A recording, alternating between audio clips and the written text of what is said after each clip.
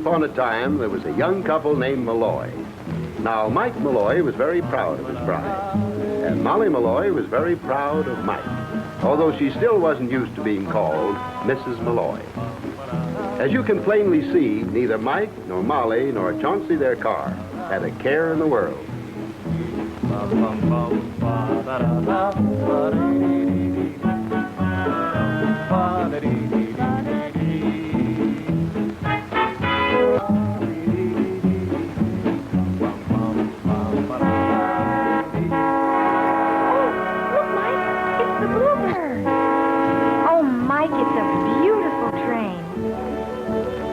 I wish we were on it. Now, if you heard a pretty girl make a wish, wouldn't you do something about it? Hey!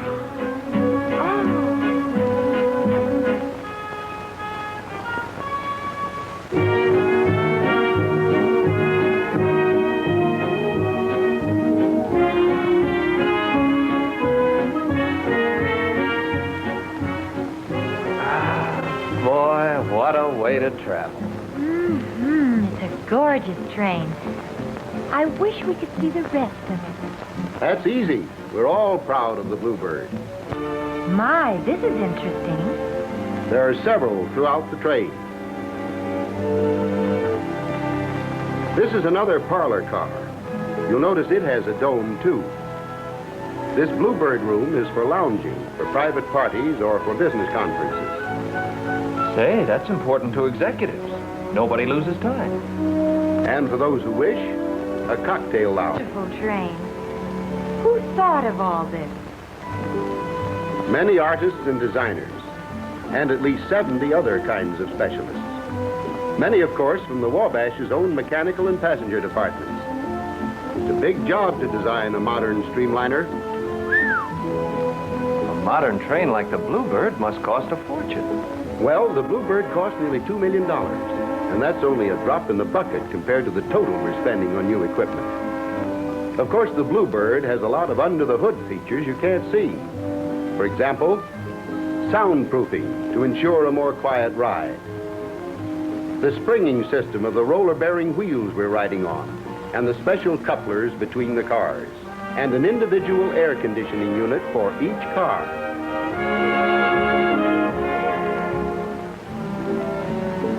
Say, what about the Bluebird's engine? How fast can it go? It could end. Are used to get the train up to normal running speed as soon as possible and keep it there for steady on time.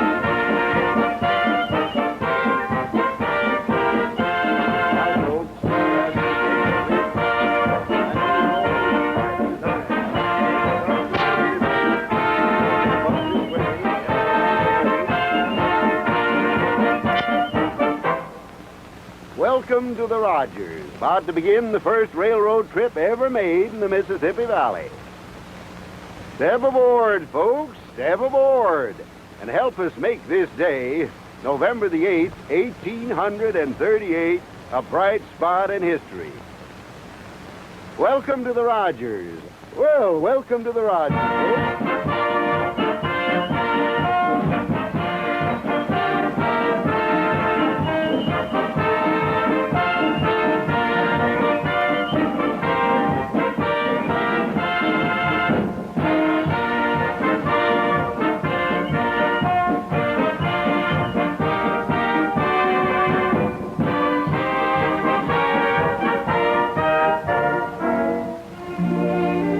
This isn't going to be a long ride, folks, but it's bringing railroading to the Mississippi Valley. And believe me, things are going to move mighty fast after that. You can bank on the Wabash, the friendly, friendly road. You can bank on the Wabash to bear your heavy load. For its branches like fingers stretch over fertile land. The heart of our country lies in its friendly hand. As the trains go, they say hello to people far and near. And the Bluebird is the new word in travel. Comfort, cheer to St. Louis, Chicago, wherever you're aboard. You can bank on the Wabash, the friendly, friendly road. Why, I got me a hunch that one of these days, this little 8-mile section of high iron we're riding on will be a railroad system of 2,400 miles, stretching all the way from Buffalo to Kansas City and Omaha, from St. Louis to Chicago and Detroit, right through the heart of America. A bridge line joining the railroads of the nation, north and south, east and west. I can see it clear. I reckon shippers will learn they can bank on the Wabash. Why, one of these days, I bet you they'll have passenger trains that'll go swooshing along faster than a mile a minute or more. They'll be trains with names you can actually sleep in.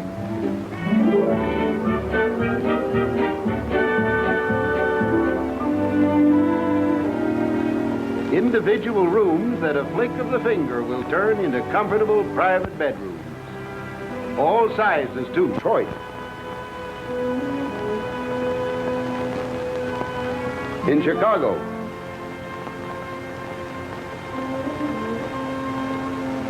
And in Omaha. And in a lot of other cities, big and little. Of course, I won't ever see them, but they'll have them. And the freight trains they're going to have. Fast and run on tight schedules like passenger trains. Can't hardly believe my own predictions. But I figure the railroads are going to haul practically everything used in the whole United States. Heavy stuff, light stuff, great big pieces of equipment. This country will always depend on its railroads, in war and peace, bad times and good.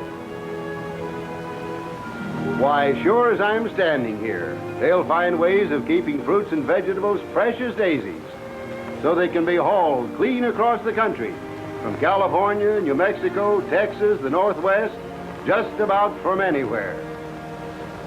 And they'll have places bigger than houses. The railroad will own them itself, where farmers' grain can be stored until the market's ready for it, and special machines for unloading a whole car full of grain without waste. Yes, sir, people will all eat better and live better because of railroading. And you just mark my words, this railroad right here, this railroad of ours, will be feeding whole cities like St. Louis and Detroit. Why, I can see it just as if I were there. Great produce terminals, regular beehives, kept filled with food all the time by our railroad.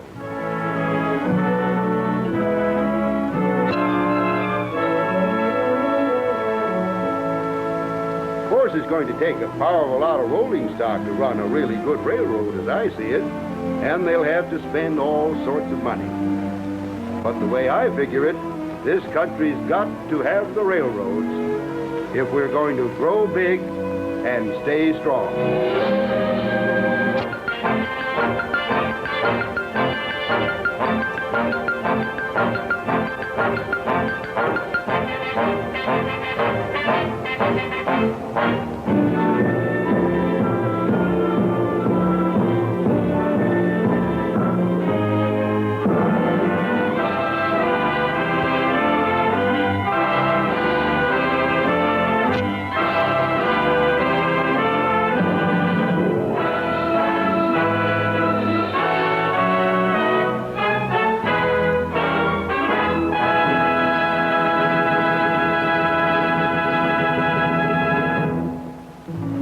It's going to take people in just about every trade and profession to keep things running smoothly and on schedule.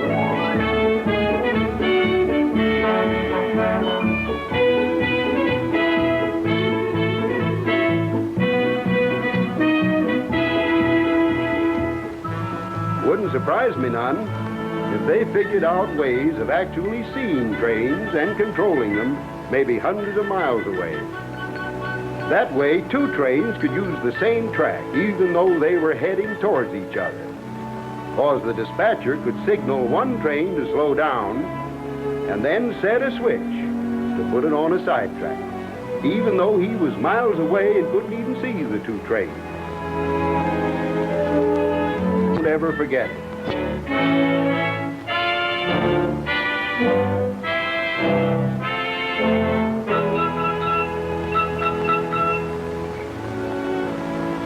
Sure, and the railroad yards and the stations will be so big that when a train's about due, they'll use special long-distance writing systems to let all the railroad people know what train it is, what time it's coming in, and on what track. Of course, all the railroads will use each other's freight cars, and they'll find ways of keeping track of every car right down to the fraction of a mile. Railroads will work together. You mark my words.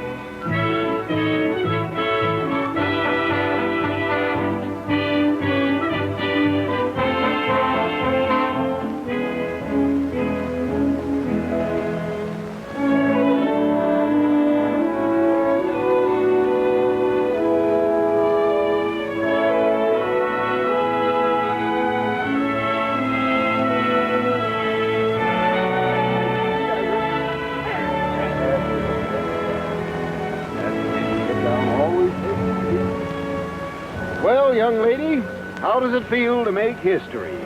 I guess I'll take the bluebird. La la la la la la la la la la la la la la la dum dum dee dee dee dee da da da la la la la da da dum. Say, I'm hungry. Luncheon is now being served in the dining car forward. Let's see.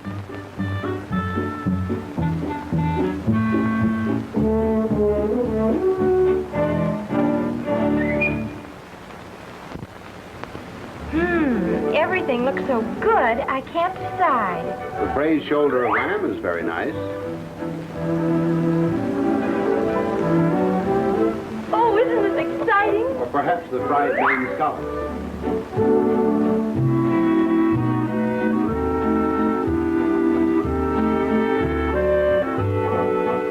Say, haven't I seen you someplace before? You may have, sir. I've been with the Wabash a long time. Most people stay with the Wabash a long time. Or would you prefer chicken croquettes? Before I starve, will you? I think I'll take the first one, braised shoulder of lamb. Just like a woman. Listens to the whole list, then takes the first. And what will you have, dear? Lamb. Gosh, Molly, just like a regular restaurant, isn't it? Well, nowadays, a dining car is a restaurant. There's no doubt of it. With the food cooked in kitchens the size of a cupboard, I'll bet. Most people think of a dining car kitchen as something like this.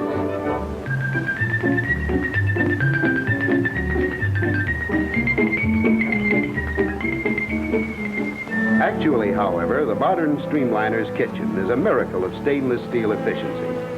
Preparing 200 or 300 meals at one mealtime is routine for these boys. Everything just shines.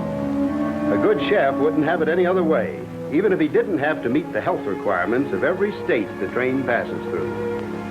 Our commissary department puts a lot of time and thought into making our meals as tasty, as appetizing, and as pleasing to look at as we know how. The superintendent of dining cars plans them personally, figuring that nothing is more important to pleasant travel than food that looks good and tastes good.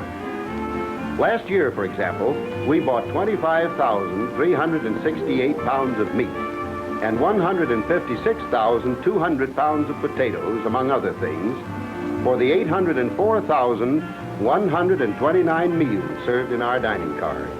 I used to think of railroads as just hauling things from one place to another. I didn't realize they bought and used so much themselves. The railroad's a big consumer, all right. That's one reason railroads are so important to the communities they serve. The regular shopping list of our purchasing department runs into tens of thousands of items. As a matter of fact, our total bill amounts to millions of dollars every year. Dollars that go right back into the communities served by the Wabash.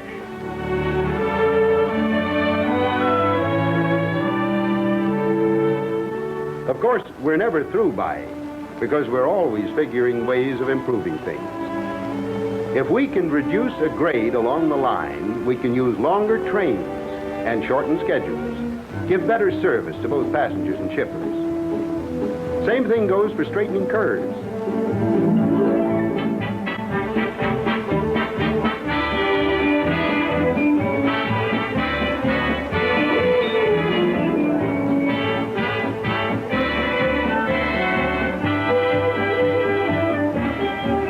In fact, we spare no effort to keep the roadbed in perfect condition and to keep things moving. We've made our big yard at Decatur one of the most modern anywhere.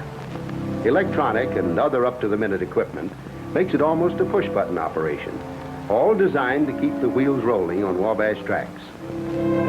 All this effort to make our road second to none and keep it that way helps the community, too. A railroad helps the community in lots of other ways as well. Business in our community, like this big automobile assembly plant. By helping to bring it into our territory, more than 3,000 new jobs were created. The Wabash hauls thousands of tons of material that goes into the cars and trucks that go to dealers and consumers. That means a healthier railroad, of course, but it also means better business for everybody, all along the line. In fact, the men in our industrial department, all civil engineers, spend all their time showing businessmen the advantages of locating their plants in the communities served by the Wabash.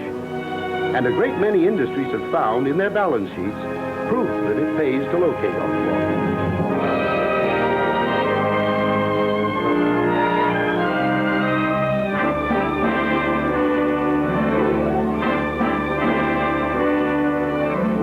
Yes, sir, practically everything we need and use in our daily lives depends in one way or another on the... Convince yourself. Just imagine. Just try to imagine what things would be like if the railroads suddenly stopped running.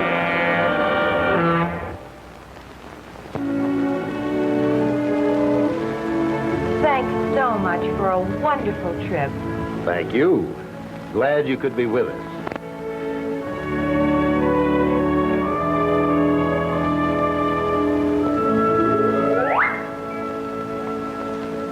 Bluebird, for a wonderful, wonderful ride. Ba-da-dum, bum, da-dum, bum, bum, ba-da-dum, bum, bum, bum.